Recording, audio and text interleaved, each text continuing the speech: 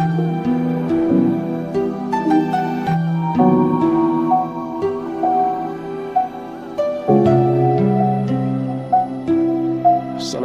warahmatullahi wabarakatuh. Salam sejahtera, selamat pagi. Terima kasih kerana berpeluang untuk berjumpa untuk mengucapkan farewell.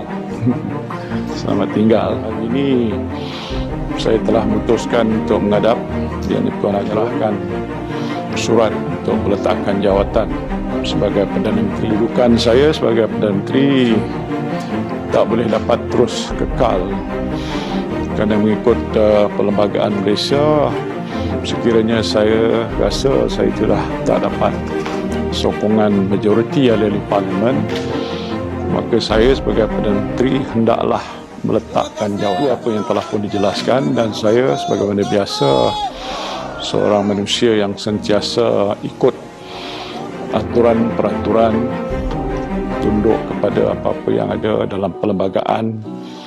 Kerana bila mana saya mengangkat sumpah sebagai Perdana Menteri, saya telah berjanji bahawa saya akan menjunjung perlembagaan negara, institusi raja dan sebagainya di bawah sistem demokrasi berparlimen. Satu perkara yang tak boleh saya, walaupun di luar sana rayuan, saya tak pernah terima message yang tak tahulah, tak boleh saya layan ataupun nak jawab terima kasih pun tak boleh, kerana mohon supaya saya terus kekal untuk menjalankan tugas, kerana apa yang telah mereka lihat mungkin dalam setahun ke lebih, 17 bulan lebih kurang, mungkin mereka agak faham bahawa tugas dan tanggungjawab yang saya agak luar biasa in most difficult of times, in unprecedented times. Namun kerana itu adalah satu amanah, kita cuba buat apa yang saya fikir terbaik untuk negara. Nak orang kata mencerita panjang, tapi dalam tempoh sependek itu, dan saya mungkin adalah Perdana Menteri yang paling pendek memegang jawatan, saya kira saya telah buat apa yang saya fikir diperlukan untuk menyelamatkan nyawa rakyat jelata, menentukan mereka ada makanan di atas meja dan nyawa mereka selamat. These are very, very key of life of a nation. And I think mungkin kerana Allah mengangkat saya di darjat ini untuk tujuan itu agaknya. Now, Alhamdulillah, di penghujung journey yang saya hadapi pada hari ini, kita dah lihat usaha yang saudara-saudara telah buat bersama saya di PMO dan apalagi seluruh penjawat awam yang ada di semua peringkat di negara kita. I think we have come to some success. Vaksinasi luar biasa pada Oktober hampir sampai ke herd immunity. Kuala Lumpur semalam saya dengar pun dah mencecah tahap full herd immunity, lebih 80% dewasa telah disuntik. Jadi ini satu pencapaian yang agak luar biasa. Some countries are still struggling to get vaccine. We have got more than enough. Strategi saya, pada waktu mana mula-mula kita nak mencari vaksin belum ada ditemui, maka saya telah buat satu keputusan luar biasa, buat pesanan beli vaksin menerusi COVAX facility. Ini satu badan yang terbentuk untuk membantu negara-negara miskin. Jadi walaupun kita bukan negara miskin, dia menawarkan kita, jadi kita beli vaksin. Di waktu itu tak ada tahu harga pun. Saya buat keputusan arah pada Menteri Mosi KJ, buy. So I think we did the right thing. Dan lepas tu apa saja yang ada, beli. Negara lain kadang-kadang lupa nak beli. Kita tahu ada negara lebih maju daripada kita, terlupa nak beli, ataupun dia fikir dia terselamat, dan bila dia menghadapi masalah bencana pandemik, mereka terkial-kial mendapatkan vaksin. Alhamdulillah, Itu cara saya bekerja. Cakap, muka pun tak handsome macam tuan-tuan. Kalau di sini saya yang paling tua dah, 74 dan masuk 75. Tapi masih boleh tegak berdiri lah. Sebab itu, bila dah sampai sekarang ni lah, kerana nampaknya di luar sana ada pihak yang agak gila kuasa. Dalam keadaan orang susah. Tak pernah saya lihat manusia di Malaysia ni susah sebegitu rupa. Saya turun ke lapangan, balik ke kawasan itu, saya bekalkan ayam, daging, ikan, sayur, which I have never done in the whole of my career as ahli parlimen di situ, di Pagoh. Pasal pada waktu biasa, ini biasa boleh diuruskan oleh keluarga sendiri, kecuali kalau yang termiskin. Tapi saya tak pernah buat. But this time around, I went down there, packets of thousands of this so-called fresh ration dihantar. Why? Dia dah tak ada duit lagi. Nak makan pun tak ada. Saya rasa bertanggungjawab lah, because I'm the Prime Minister. Tetapi kalau kata saya yang bertanggungjawab kerana saya tak buat apa-apa tu, tak betul lah. We tried, but it is a tough. Lockdown tak henti-henti sampai sekarang. Saya tak tahulah, saya dah lupa berapa kali dah lockdown. Tapi lockdown tak pernah lock up. Pasal mana kita terpaksa buat begitu. Nyata ada pihak kata kurang berkesan, but it has effect on saving a lot of life as well. Now kita dah announce, semalam yang terakhir lah agak, Dato' Ainun release my decision to open up more. Dan berterusan nanti sampai ke hujung mungkin sebelum akhir tahun, semua sektor ekonomi boleh terbuka. So it's just about 1 year that we struggle.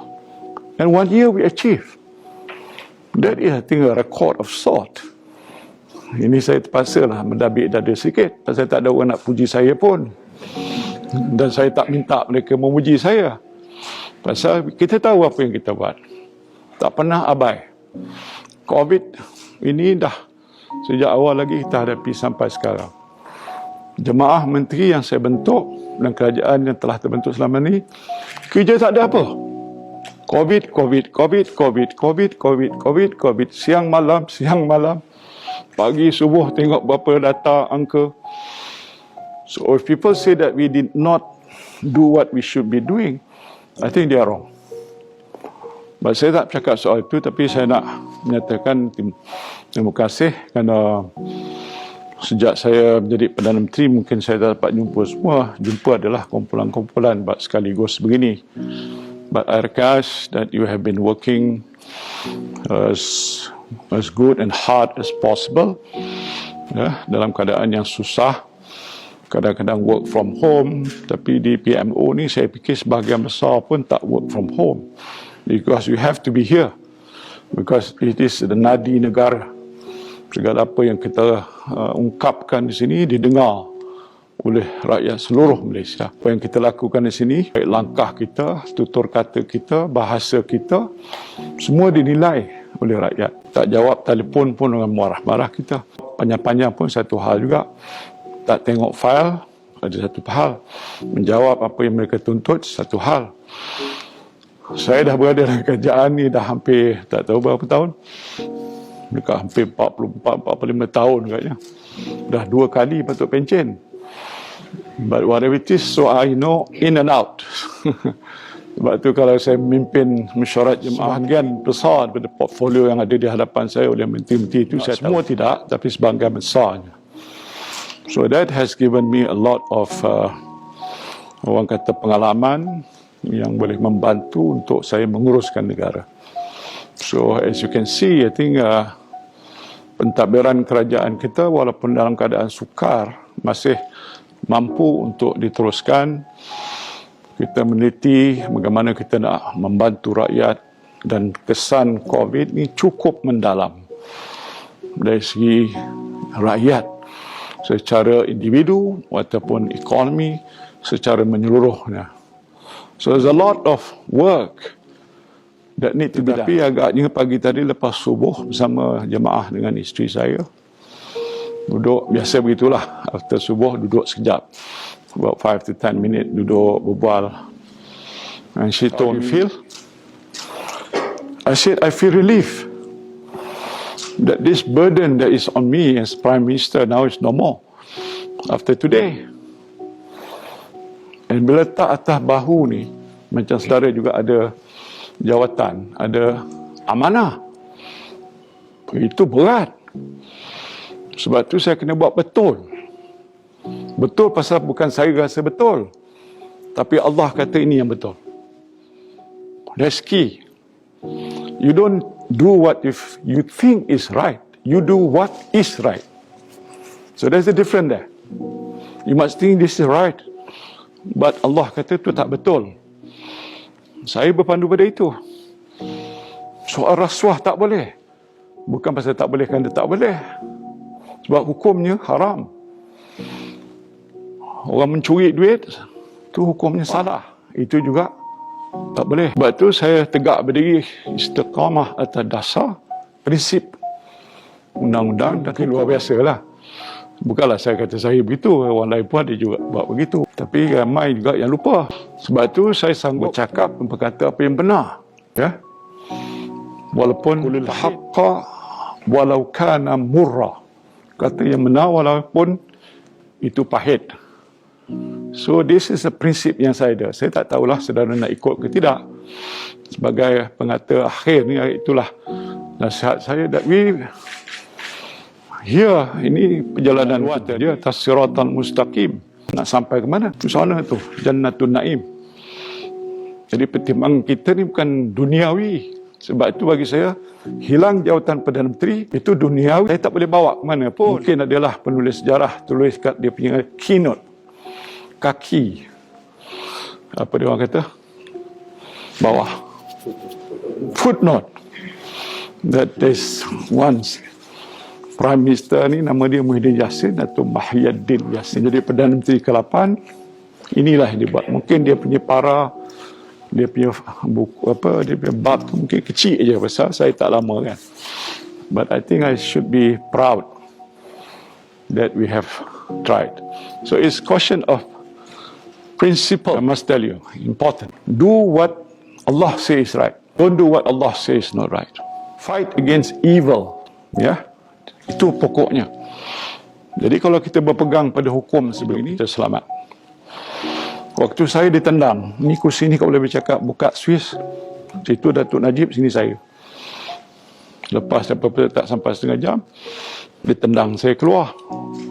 Balik pejabat TPM, panggil ni semua ni sahabat saya dah tak kira macam pegawai lagi dah. Tak lama saya duduk, cakap, sorry, we have to pack up. I just met Najib, he sacked me. Lepas tu saya tegak meja macam ni. Mungkin pegawai pun cerita, Tan Sri tak ambil lama masa, ada orang tunggu sampai 1 hari nak clearkan pejabat. Saya ambil satu buku novel yang dibagi oleh kawan, tak mana siapa nama kawan tu. And I have nothing secret in my table or in my laci. Ada surat-surat rahsia apa, tak ada. Because I don't think I need to do that. Maksud saya tadi, clear cepat, habis. So, because we know we did not do anything wrong. So, here again today, tak tahulah sejarah macam itu. Burang balik, saya datang balik ke pejabat ni. Jadi, that is what his kehidupan is all about. What goes up, maybe must come down, but what goes down now, insyaAllah I'll come back.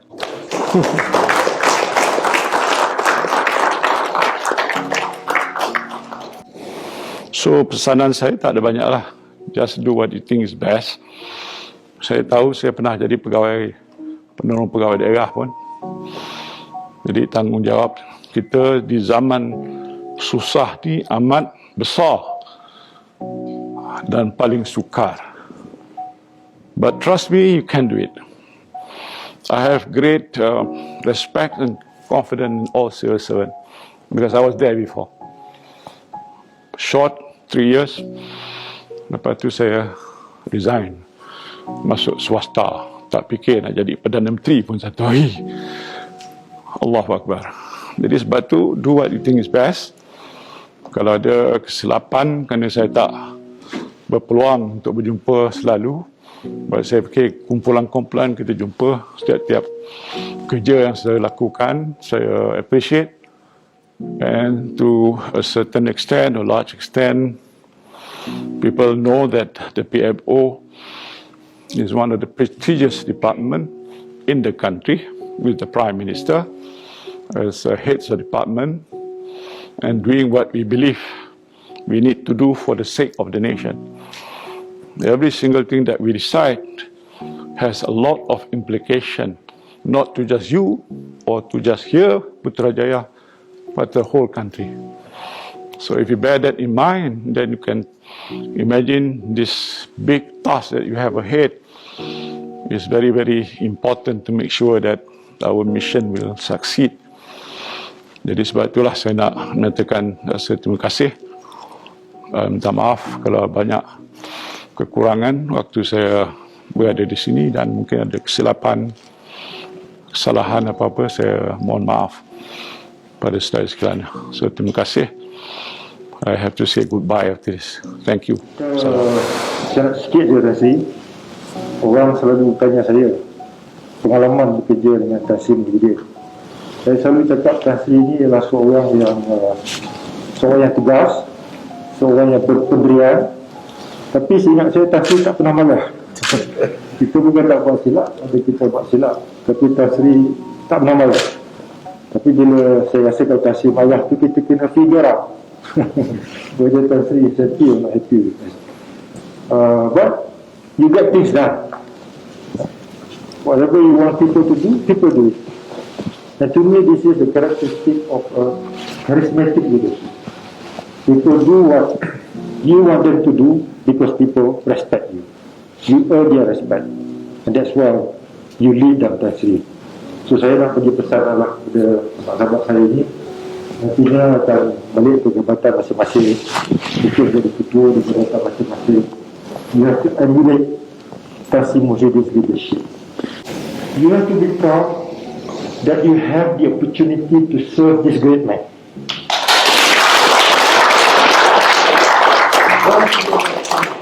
Tak semua orang ada diberi peluang oleh Allah SWT untuk berkhidmat pada seorang pemimpin negara yang begitu berprinsip, yang jujur, yang ikhlas dan disukai oleh rakyat.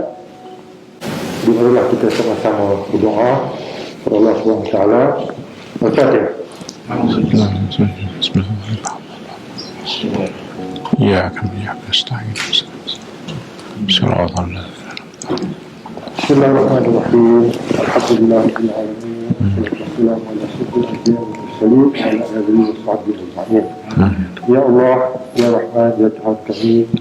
Engkau berikanlah kekuatan, ketabahan, kecepatan kepada pemimpin yang kami hormati, Yang Muhammad Tasri Muhyiddin Yassin, memimpin kami dalam zaman yang sukar. Ya Allah, ya Rahman, ya Rahim, pemimpin kami ini telah melaksanakan tugas dan tanggungjawabnya dengan penuh amanah, penuh berintegriti dan penuh bertanggungjawab. Maka ya Allah, ya Rahman, ya Rahim, Engkau berikanlah peluang kepada kami untuk terus menikmati rahmat-Mu ya Allah, untuk kami terus dipimpin oleh pemimpin kami yang amat kami hormati ini. Ya Allah, ya Rahman, ya Rahim, kami memohon kepadamu ya Allah, Engkau berikanlah rahmat kebijaksanaan pada kebawah dulu yang maha mulia Seri Paduka Baginda Yang di-Pertuan Agong untuk membuat satu keputusan tepat bagi kebajikan rakyat dan negara kami.